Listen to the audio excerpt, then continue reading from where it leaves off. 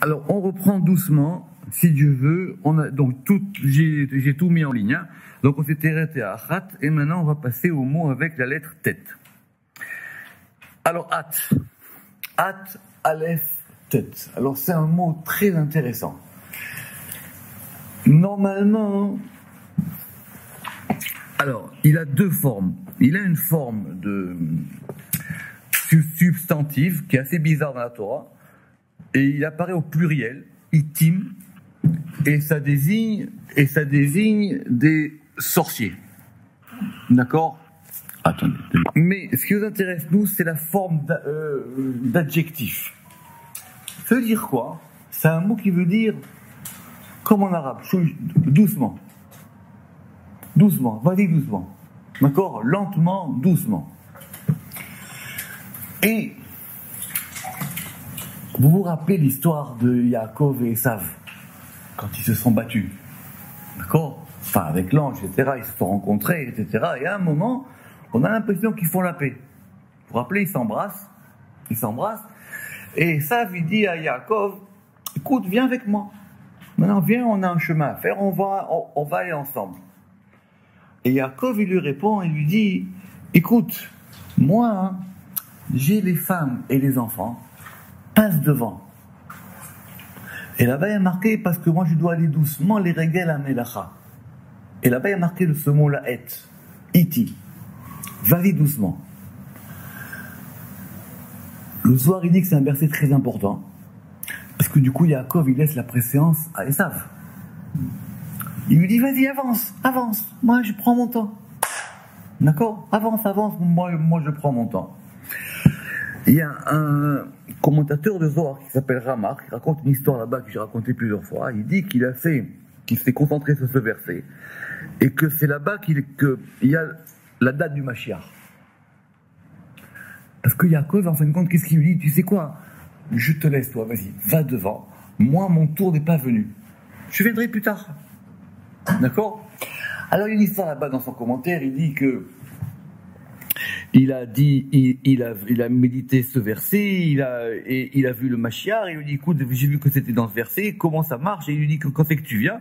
Il dit, quand il allait me dire, ma femme, elle m'a réveillé. D'accord ? C'est quand ça a marqué dans son livre là-bas. Alors, At. Keinyan ve'at elav ochil, c'est un autre verset dans Osée, mais notre verset à nous, c'est comme ça, vechen va'ani et nahala le'iti.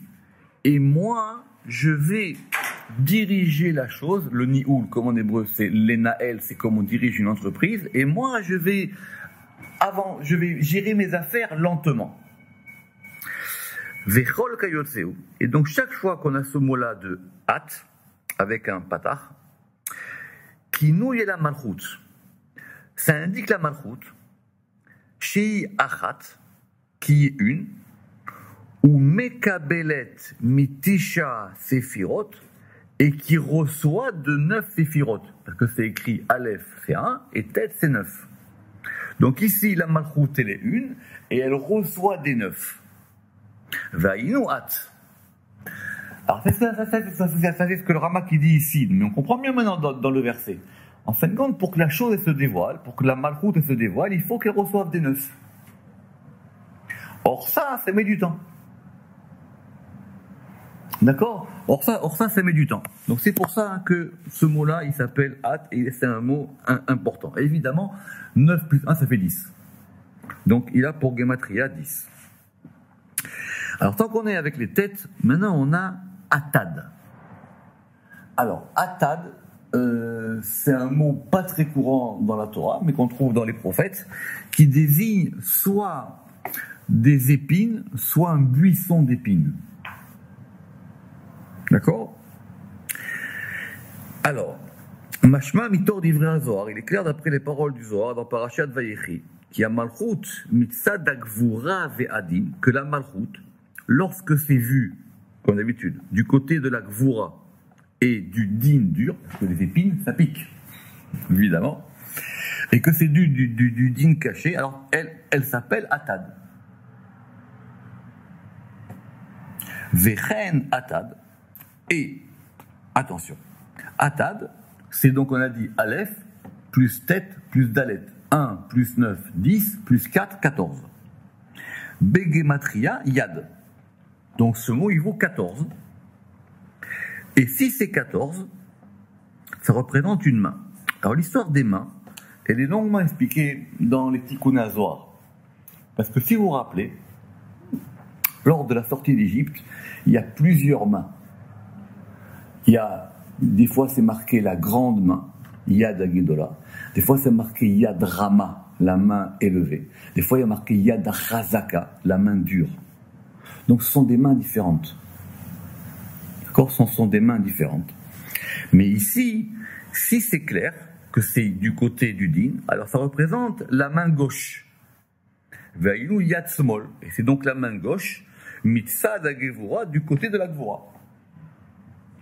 Maintenant, tant qu'on est dans la main, c'est vrai qu'il y a marqué à propos des téphilines que tu les mettras sur ta main, à Yadecha. D'accord? Normalement, Yadecha, c'est écrit Yadecha, c'est-à-dire Yad plus le suffixe qui indique la possession, donc c'est avec un chaf. Et là-bas, c'est marqué Yadecha, chaf e. D'accord? La Gemara, elle a dit, qu'est-ce qu'on apprend de là? Que c'est Yad Ka. Yad Ka, et que ce Ka, on va le lire comme Ke, donc c'est-à-dire la main faible.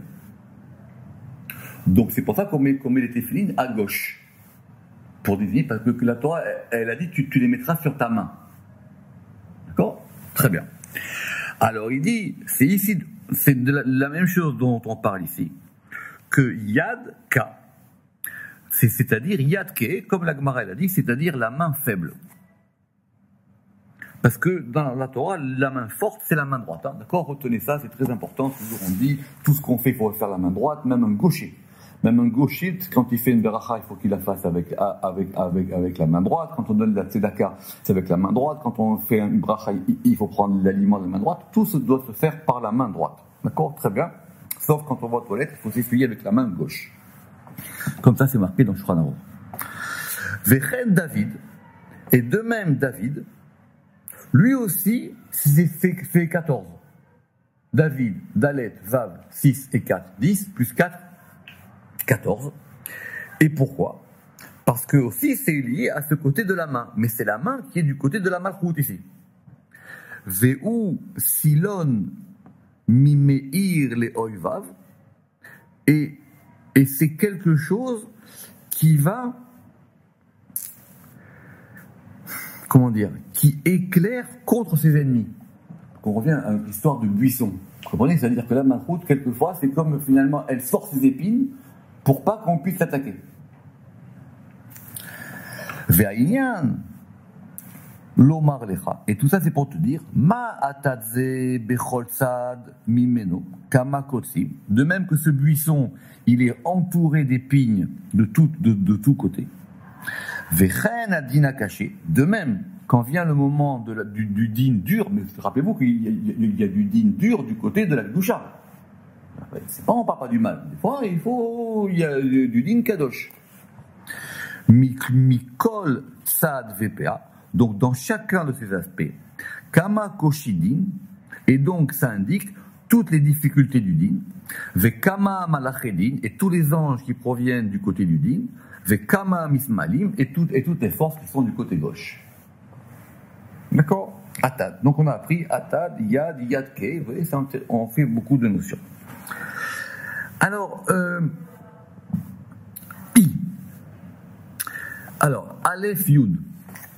Aleph Yud, en fin de compte, ça se prononce He. Alors, c'est quoi? Littéralement, ça veut dire où. Mais comme la Torah, évidemment, c'est complexe. Donc, He. Alors, He. Toujours pareil, en hébreu, il y a plusieurs mots pour indiquer quand on la question où en tant qu'interrogation. D'accord? Et ça manque pas dans la Torah des fois, où on dit où. D'accord? L'exemple le plus simple qu'on va voir maintenant, c'est lorsque Dieu, il a parlé à Caïn et il lui a dit, où est ton frère? Et Evel Achicha. Et là-bas, c'est écrit Aleph Yud. Mais des fois, c'est marqué Aïe. Avec un ré à la fin. D'accord? Comme dans le Keter. Aïe, mais comme Kevodo Larissim. Là-bas, simplement, c'est avec Eyud. Alors, voilà ce que dit le Zohar dans les Tikkunim. Tachazé. Trin advan elu. Viens et vois.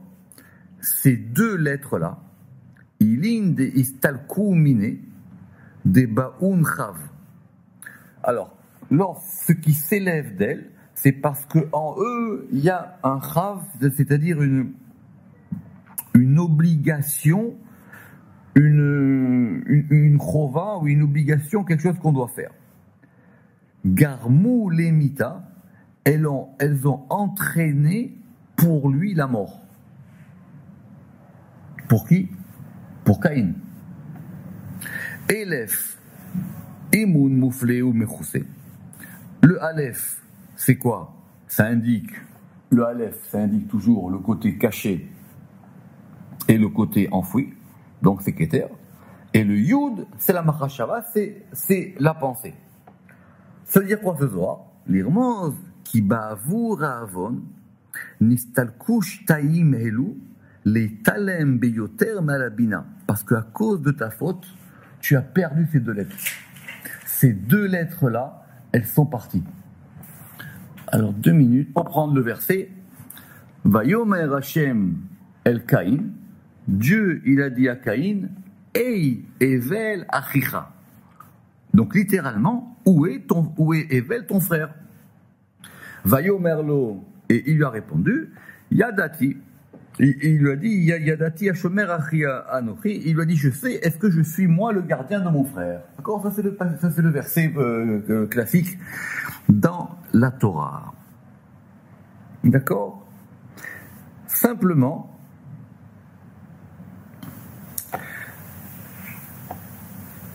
Rachid dit sur place que Dieu il a voulu entamer avec lui un dialogue tranquille. Les kanesimo b'divrei nachat. C'est-à-dire, il a voulu commencer à parler avec lui de choses évidemment, parce que Dieu il sait que ton frère il est plus là. Alors pour lui poser la question, il dit où est-ce qu'il est ton frère? C'est-à-dire vraiment. Alors il dit peut-être là Yashuv Vayomar Anir Aktiv Khatil. Alors il dit peut-être que grâce à cette question, il aurait dit écoute, je reconnais, c'est moi qui l'ai tué, excuse-moi. Bon, ça répare pas tout, mais au moins c'était le début de la Teshuvah. Mais d'après le Zohar, c'est complètement différent. D'après le Zohar, ça veut dire qu'ici, il a perdu et le Aleph et le Yud. L'Irmoz qui ba'avour à Avon, nistalku shtaim elu, c'est-à-dire qu'à cause de la faute, ces 2 degrés-là du Aleph et du Yud, ils sont partis de lui. Les talem beyoter, et ils se sont cachés, mais al abina, au-dessus de bina. D'accord? Donc il faudrait presque lire le verset comme ça. Vayomer Hashem el Caïn, hey, Evel achira. À cause de Evel ton frère, tu as perdu le Aleph et le Yud. D'accord? Parce qu'effectivement, le Zohar il a raison. Parce que des fois, quand on va dire où est, ou on va dire aïe. D'accord? Alors, je ne parle pas de Efo. Efo, c'est plus moderne c'est plus moderne comme terme en hébreu. Ok. Alors maintenant qu'on a fait Aleph Yud, on va faire Iyum.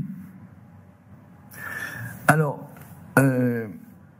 Iyum en hébreu moderne, ça indique la menace.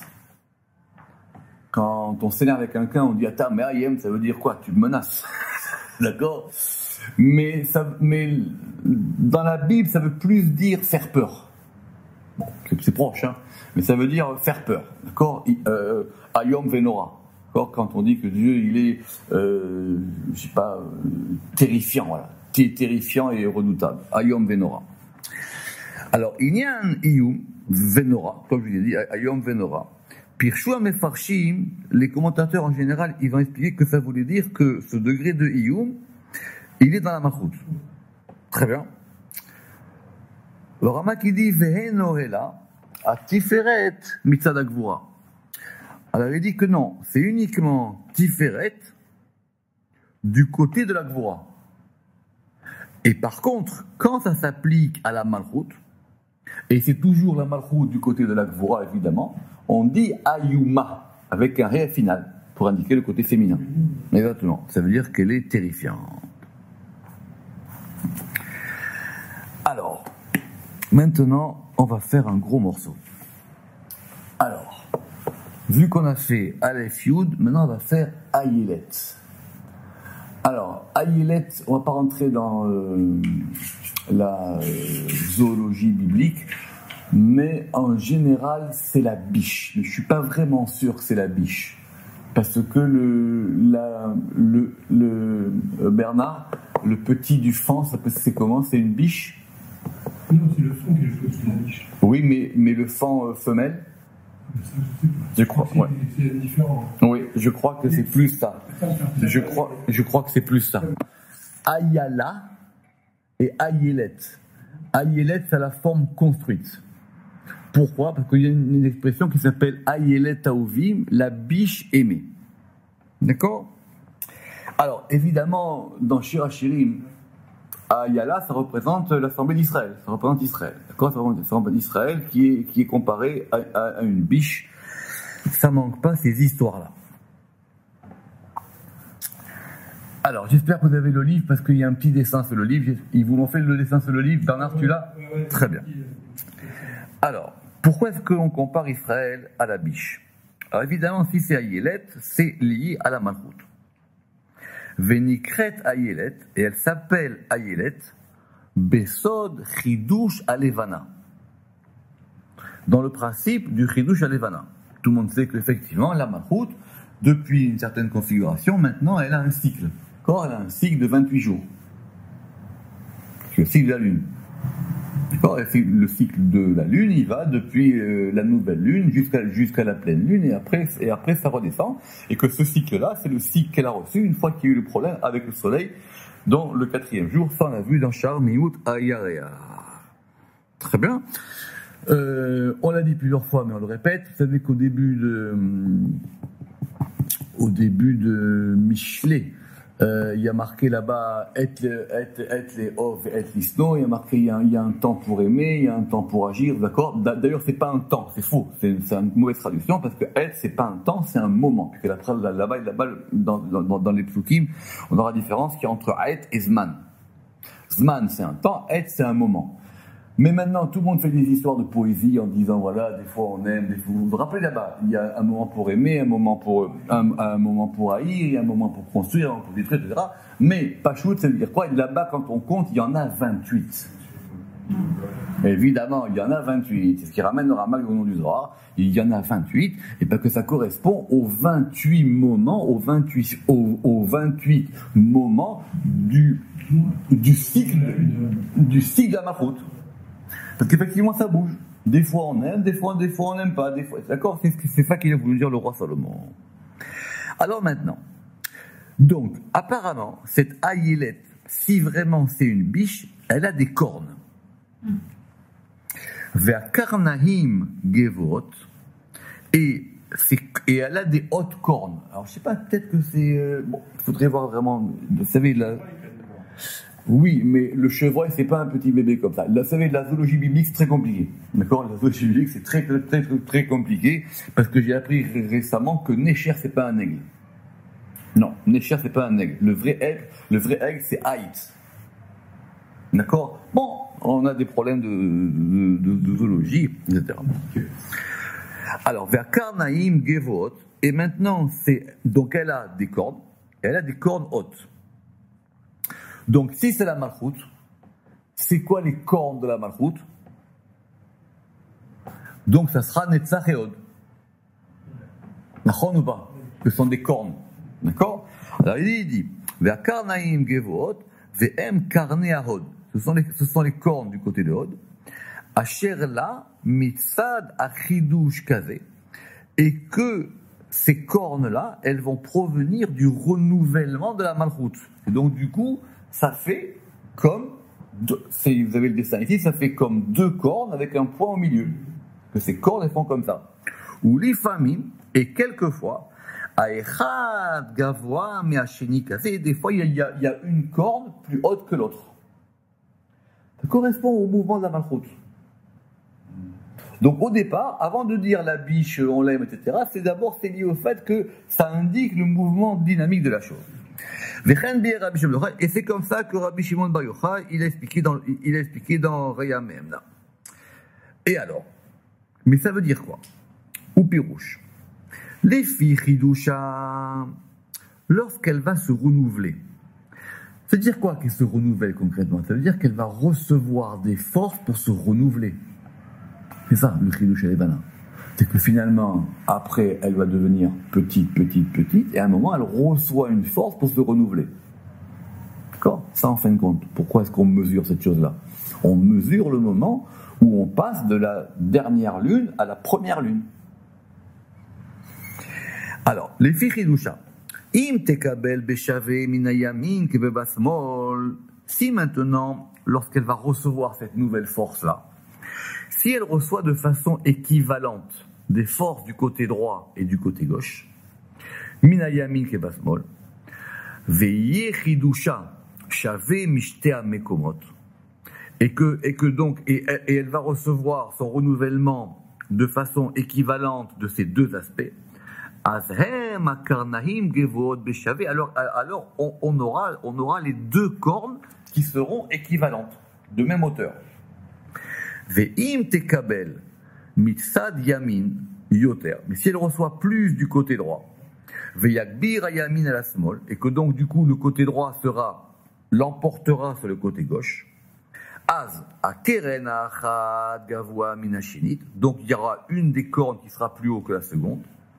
Ve'az nikret ayelet haovim, et c'est là qu'elle s'appelle la biche aimée.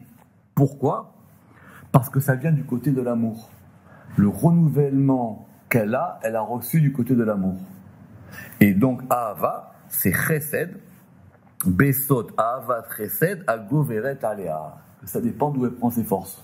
Donc quand elle va recevoir ses forces plus du côté droit, donc effectivement la corne droite, elle sera plus haute, et ça sera ce qui l'emportera. Vekacher yagbir tzadat smol. Mais maintenant, lorsque c'est le côté gauche qui l'emporte plus, alors elle s'appelle Ayelet Hashachar, elle s'appelle la biche de l'aube. C'est pas pareil. Pourquoi? Al Shem Ashacherut ve'atzar asher la bagalut, à cause de la noirceur et de la peine qu'elle a en exil. Pourquoi? Parce que les gens ils oublient que Shachar, ça vient de Shachor. Shachar, c'est l'aube, le matin, mais c'est quand il fait encore nuit. C'est pas encore clair. Il y a une différence entre... C'est ça, c'est qui fait encore nuit. C'est pas l'aube comme nous on l'entend, la lumière, c'est la lumière qui est encore entourée un peu d'obscurité.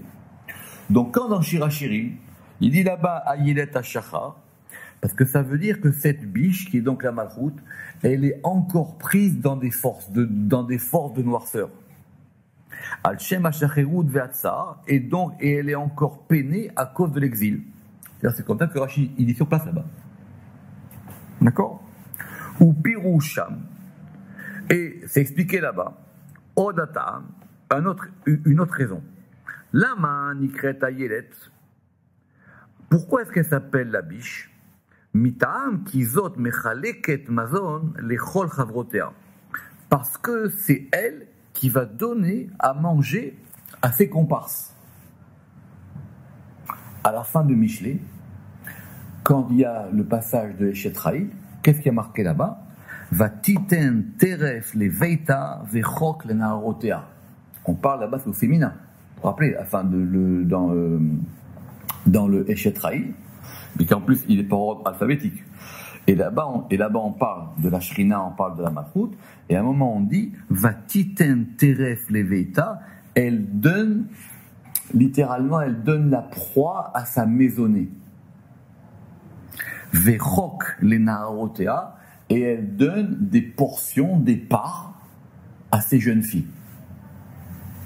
D'accord? On dit à la fin de Eshetraïl. Alors d'après le Pshat, ça veut dire c'est elle qui ramène le pain à la maison et c'est elle qui va distribuer à manger à tout le monde.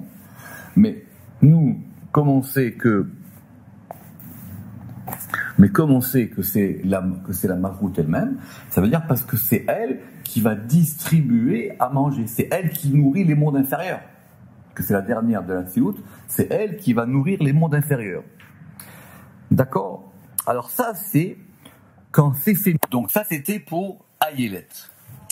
Et maintenant, il y a aussi Aïl.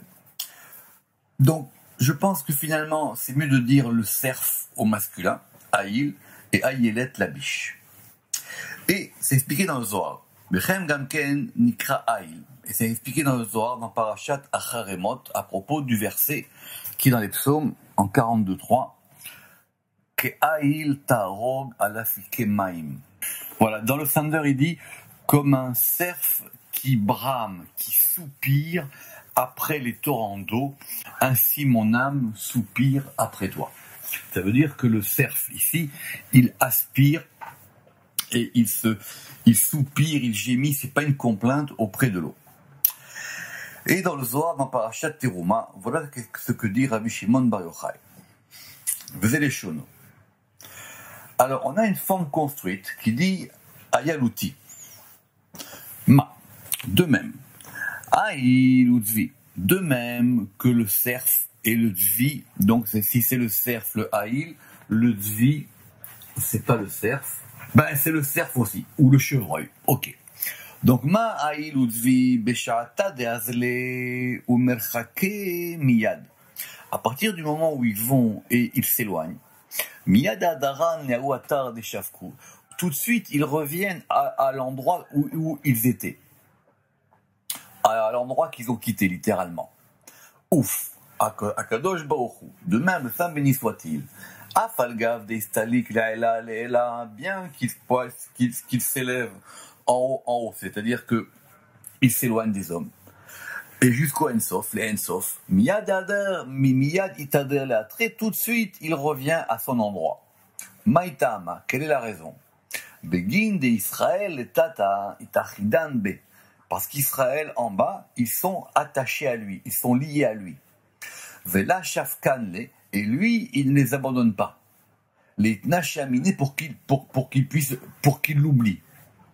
Ou la Trarka Minayu, et pour s'éloigner d'eux, fin du Zohar. Alors, les filles, Mashmahu Devarav, donc effectivement, puisque de ce qu'on retire de ce Zohar, puisqu'on a dit que ce Tzvi-là, c'était comme Israël. Israël, c'est Tiferet. Donc, les filles Mashmaout Devarav, d'après ce qui est marqué ici, Kanire Shamar à la Tiferet.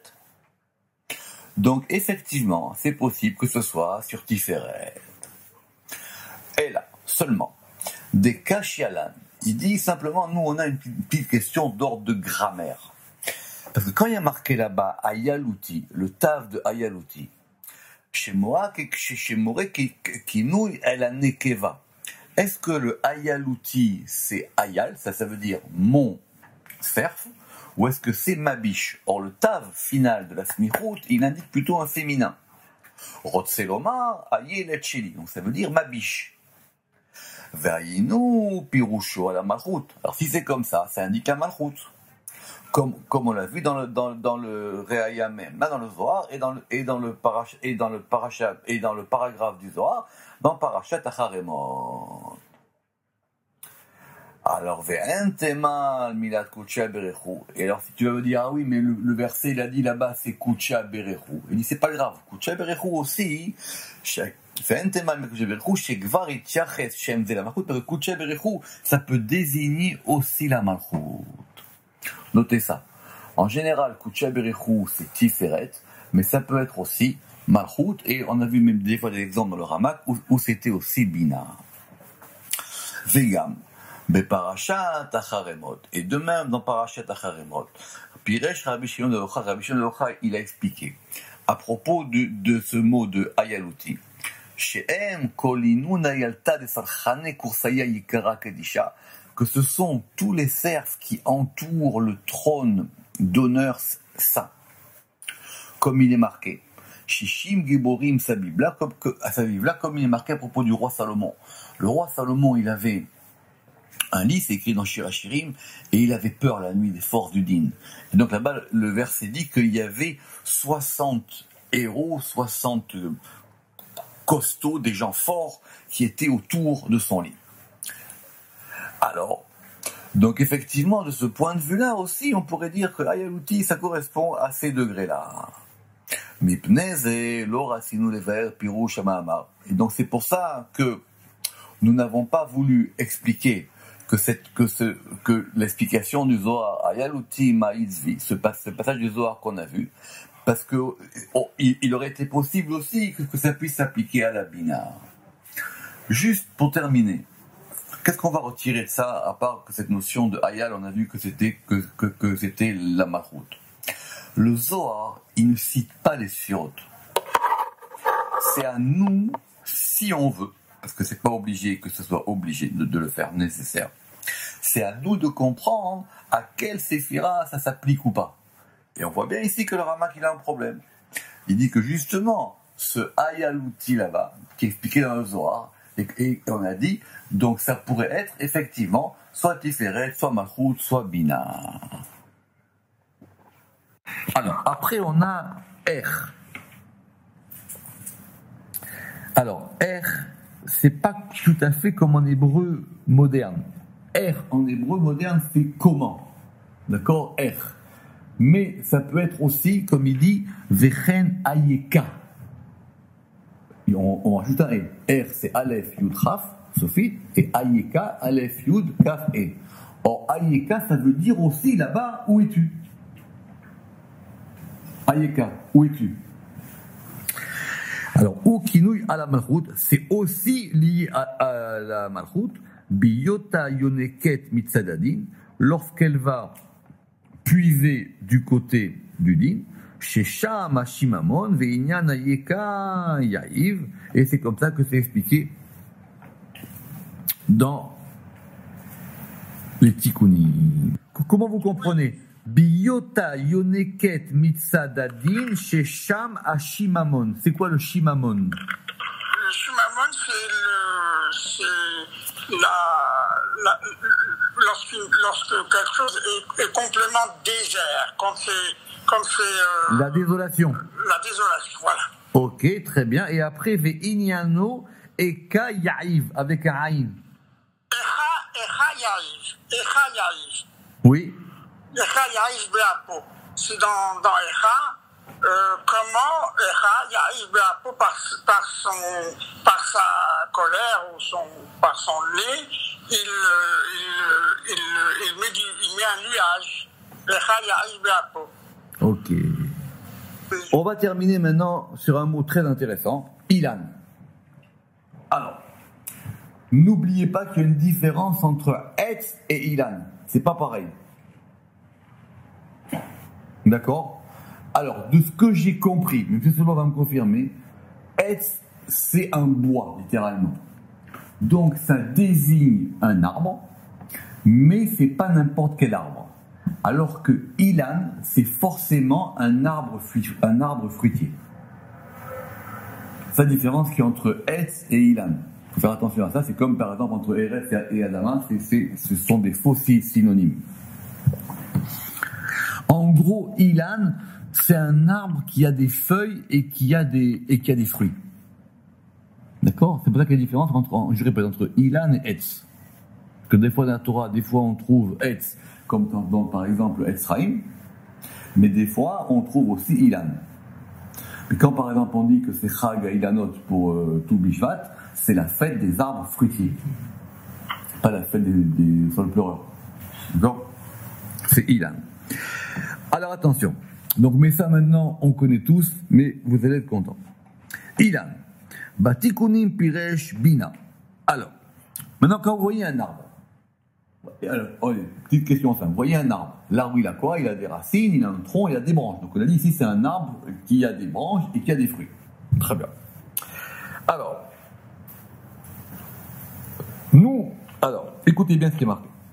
Ilan, Batikunim Piresh Bina. Nikret Shoresh Ilan. Dans les Tikkunim, c'est marqué que la Bina, c'est la racine de l'arbre. Si Bina, c'est la racine de l'arbre, l'arbre, il est comment? À l'envers. Chazak ou Bao. Pourquoi? Parce qu'il va avoir son tronc qui va être Tiferet et les branches qui vont descendre et qui vont donner des fruits dans la malchoute. Ou pshita, shehi shoresh oro yashar. Alors il c'est sûr que dans ce cas-là, c'est parce qu'on parle d'une lumière qui va de haut en bas. Omnam, a malchut shoresh or choser. Mais on peut considérer aussi qu'on a un arbre et que cet arbre-là, il a une racine en bas, le tronc qui monte et les fruits en haut. Et ça dans ce cas-là, la racine, elle sera malchut. Mais ce n'est plus une lumière descendante, c'est une lumière ascendante. Nous, on préférait quand même que les fruits, on les reçoive en bas.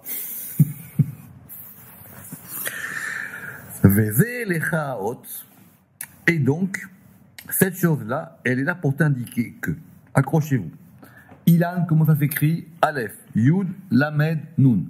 Aleph et Yud, alors vous dormez 11. 11 et Lamed, 31. Ça fait donc, nous, 41. 41 et Nun, ça fait 91. C'est Seder? Non, ici, le sophite, pour le compter comme étant les centaines, ça dépend du contexte. Ici, normalement, on compte Ilan, je répète, Aleph, Yud, Lamed, Nun, ça fait 91. Omna, Vezelechaot, qui Ilan, Begematria, Shem Yud Kevavke Adni. Et ça correspond à Yud Kevavke, qui est 26, plus le Shem Adni. Le Shem Adni, comme il fait le Shem Adni, 1 et 4, ça fait 5, 5 et 50, 55, 55, 65. 65 et 26, 91. Chazak, exactement. C'est la même gematria que Amen. Donc ça veut dire que Ilan, ce sont ces deux noms. Ve'od et de plus. Alors, attention, accrochez-vous. Vous voyez que les gens ils pensent que ça vient de la Rizal. Vous voyez que c'est déjà dans le Ramak. Ve'od. Shem Yud Ke Vavke. Maintenant, on a quand même bossé là-dessus. Le Shem Yud Ke Vavke. Mitztaref les Yud Bet Avayot.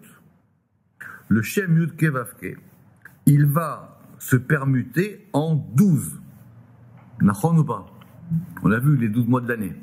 Très bien. 12 fois 36, pardon, 12 fois 26, ça fait combien? 12 fois 26. Ça fait 312. Donc 12 fois 26 égale 312. Et Ilan, quand on l'écrit en déployé, c'est-à-dire qu'on va écrire Aleph, Aleph Lamed P, Yud, Yud Vav Dalet, Lamed, Lamed Mem Dalet, Nun Vav Nun, il vaut aussi 312. Qu'est-ce qu'on veut avec ça? Mis à part faire comme ça, qu'est-ce qu'on veut avec ça? Que le Shemut Kevavke, il se déploie en 12. Ce sont les branches de l'arbre. C'est ça que ça veut dire. C'est les branches de l'arbre. C'est ça que ça veut dire. C'est ça qu'on veut. On ne veut pas faire des calculs. Les gens qui font de la gematria pour rigoler, ils vont s'acheter une calculatrice. C'est pas ça qu'on veut. On veut comprendre que c'est ça qui indique le déploiement de Tiferet de tous les côtés. Donc il dit, soit ça indique Yud Kevavke Adni, c'est-à-dire soit, donc ça serait donc Tiferet et Malchut, ou ça peut indiquer Yud Kevavke x 12, et Yud Kevavke x 12, ça correspond au déploiement même du mot Ilan. Je répète, Aleph, Aleph Lamed P, Yud, Yud Vav Dalet, Lamed Mem Dalet, Nun, ça fait d'accord. Et c'est pas fini. Et quand on dit Ve'eino Gouf, Velo Koach Bagouf, en parlant de Dieu, on dit et il n'est pas un corps et il n'est pas une force corporelle, et bien ça vaut aussi 312. Ça veut dire quoi? Ça veut dire que quand on dit que Dieu n'est pas un corps ni une force corporelle, ça correspond au fait parce que justement il se déploie partout. Comme ces 12 permutations du Shem Yud Kevavke. L'irmoz asod ahamiti hazeh. pour indiquer ce secret-là. Piresh Rabbi Shimon Bar Yochai Parashat Pinchas, et le Zohar il dit dans Parashat Pinchas qu'il y a Ilana Ila, un arbre supérieur Bina, et Ilana Tata, et un arbre inférieur Malchut. Mais notez ça, l'arbre à l'envers. Il y a quelques dessins comme ça, des fois on trouve. L'arbre à l'envers. Parce que du coup, mais c'est même plus compréhensible. Parce que la racine, elle est là-bas. La racine, elle est dans la bina. Donc je reprends, la racine, elle est dans la bina. Le tronc, il est différent. Le déploiement de l'arbre, c'est les 12 chaînes de Kevafri. C'est ça le déploiement de l'arbre. Et les fruits, ils sont dans la Malchut. Et comme ça, on a ce qu'il faut. Baruch Adonai Leolam. Amen ve Amen.